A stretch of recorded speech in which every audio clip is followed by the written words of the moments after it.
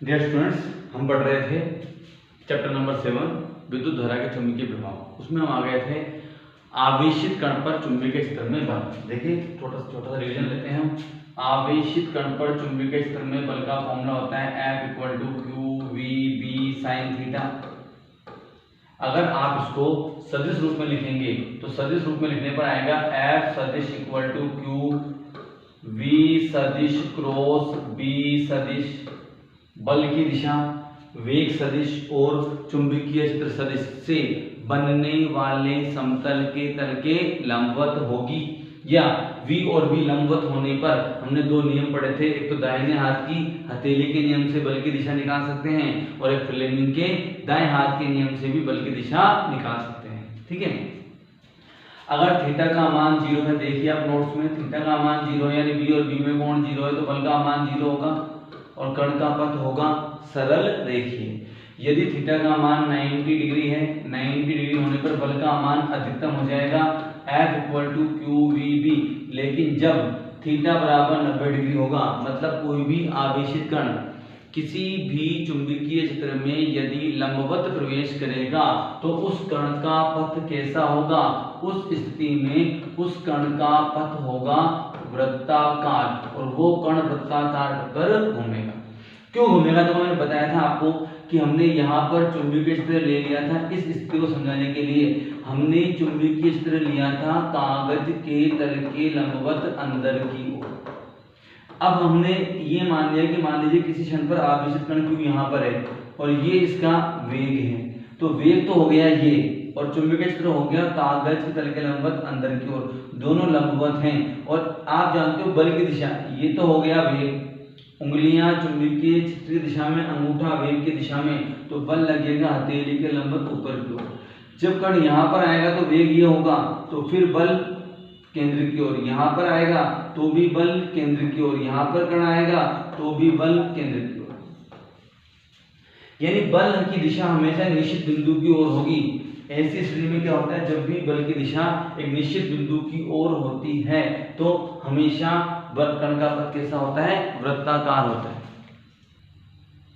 ठीक है बेटा, तो यहाँ पर आप देखिए हमेशा बल वृत्ताकार पथ के केंद्र की ओर है। यहाँ हमने इस वृत्ताकार पथ की त्रिज्या निकाली। त्रिज्या निकालने में देखो नोट्स में थोड़ा कंसेप्ट वर्ड्स में नहीं लिखा हुआ था, आप लिख लेना कि क्या लिखेंगे, कण को वृत्ताकार पथ पर घूमने के लिए आवश्यक अभिकेंद्रीय बल। सभी जानते हो अभिकेंद्रीय बल का फॉर्मूला ये है, चुंबकीय बल प्रदान करेगा। इसके आगे हमने इससे हल कर वृत्ताकार पथ की क्या निकाली थी? त्रिज्या भी निकाली थी, आवर्तकाल भी निकाला था, आवृत्ति भी निकाली थी और कोणीय आवृत्ति भी निकाली थी। ठीक है, फिर न्यूमेरिकल भी हमने किया था। ठीक है बेटा, अब देखिए आज हम जो ले रहे हैं वो ले रहे हैं हम chapter number page number 7.9b में न्यूमेरिकल के बाद जो टॉपिक था कि यदि आवेशित कण चुंबकीय क्षेत्र में लंबवत प्रवेश नहीं करे, थीटा बराबर 90 डिग्री नहीं है। ये तो कब था? जब थीटा बराबर क्या हो? 90 डिग्री हो।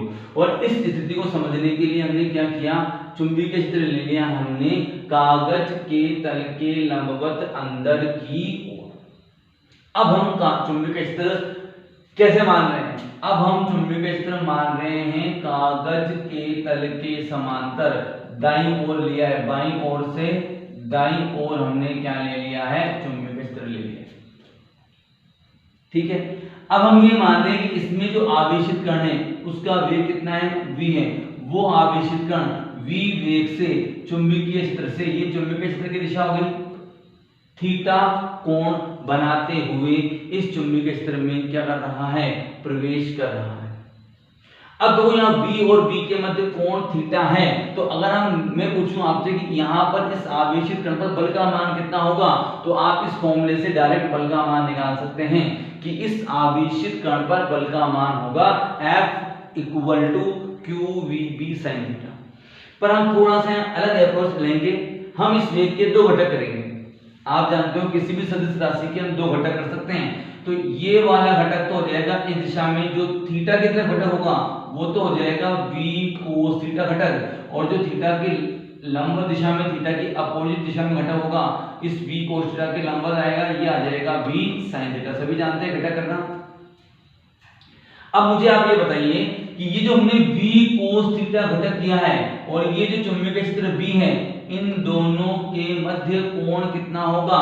तो ध्यान दीजिए आप, इस v cos थीटा घटक और चुंबकीय क्षेत्र में कोण होगा 0 डिग्री।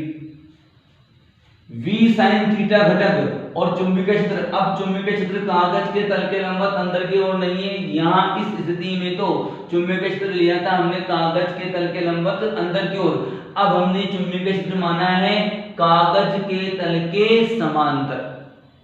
समझ में आ गई बात बेटा?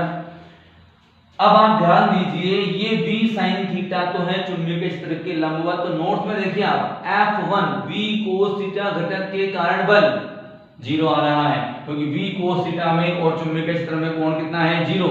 हम v की जगह तो क्या रख देंगे? v cos थीटा, और v की जगह क्या रख देंगे? 0। लेकिन जब हम v sin थीटा घटक के कारण बल निकालेंगे तो थीटा sin 90 आएगा, यहां पर फिर 90 आ जाएगा इस जगह पर, तो बल आ जाएगा F बराबर QVB sin थीटा। तो इस वाले घटक के कारण चुंबकीय क्षेत्र में आवेशित कण पर बल लगेगा और इस वाले घटक के कारण कोई बल कार्य नहीं करेगा। अब आप देखिए, ये v sin थीटा घटक चुंबकीय क्षेत्र के क्या है? लंबवत है। तो इस वाले घटक के कारण कण का पथ कैसा होगा? वृत्ताकार। और इस वाले घटक जो थीटा बराबर v cos थीटा और v में कोण 0 है, इस वाले कण के कारण कैसा होता है? सरल रेखीय, लिखा चुके हैं नोट्स में। तो इस वाले घटक के कारण तो कण का पथ होगा सरल रेखीय, कण v cos थीटा वेग से आगे बढ़ेगा और इस v sin थीटा और v लंबवत है, इसके कारण कण का पथ कैसा होगा? वृत्ताकार। अब देखिए, आप देखिए, जब आवेशित कण चुंबकीय क्षेत्र में लंबवत प्रवेश करता है तो कण की चाल तो नियत रहती है, v रहेगी चाल हमेशा, लेकिन चाल वेग चेंज हो रहा है, क्योंकि दिशा में यहाँ पर वेग की, जब चाल की बात करेंगे तो केवल परिमाण लेंगे और जब वेग की बात करेंगे तो परिमाण भी लेंगे और दिशा भी लेंगे। तो आप देखिए, यहाँ से यहाँ दिशा चेंज हुई, यहाँ भी दिशा चेंज हुई और यहाँ भी दिशा चेंज हो रही है, तो वेग की दिशा में लगातार चेंज होगा, वही चीज यहाँ पर होगी। ये कण चुंबकीय क्षेत्र ऐसे है, v sin थीटा वेग से ऐसे वृत्ताकार पर घूमेगा यूं, लेकिन अब यहाँ v sin थीटा वेग से तो वृत्ताकार पर घूमेगा, चुंबकीय बल रेखाओं के लंबवत देखिए, यहाँ चुंबकीय बल रेखा ऐसे थी, इनके लंबवत ऐसे घूम रहा था, और अब यहाँ पर चुंबकीय बल रेखा ऐसे हैं, इनके लंबवत यूं घूमेगा, परंतु अब क्या होगा? अब ये v sin थीटा वेग से वृत्ताकार पथ पर घूमता जाएगा और v cos थीटा वेग से आगे भी बढ़ता जाएगा। तो इस स्थिति में इस कण का पथ कैसा हो जाएगा?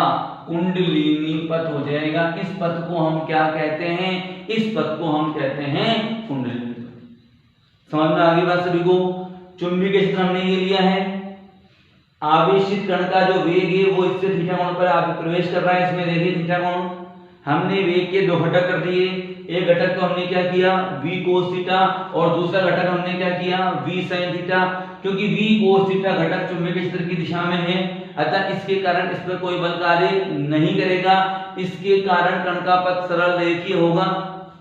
v sin थीटा घटक चुंबकीय क्षेत्र के लंबवत है, इसके कारण कण का पथ वृत्ताकार होगा, और आप जानते हो इस वृत्ताकार पथ में इस वेग की दिशा लगातार चेंज होगी, यानी ये चुंबकीय क्षेत्र है, चुंबकीय बल रेखाओं के लंबवत ये कण ऐसे घूमेगा v sin थीटा चाल से, लेकिन आगे भी बढ़ेगा v cos थीटा चाल से, यानी हम इसके इस सर्पिलाकार पथ पर किसी भी पॉइंट पर मैं देखूं तो v sin थीटा और v cos थीटा हमेशा लंबवत आएंगे, किसी पॉइंट पर ले लीजिए, लेकिन v cos थीटा तो आएगा चुंबकीय क्षेत्र की तीव्रता दिशा में और v sin थीटा आएगा चुंबकीय, या तो जैसे ये घूम रहा है वृत्ताकार पथ, ये वाला मान लिया, तो जब टॉप मोस्ट पॉइंट पर होगा तो v sin थीटा ऐसे आएगा, ऐसे ऐसे, और बार-बार दिशा चेंज होगी इसकी।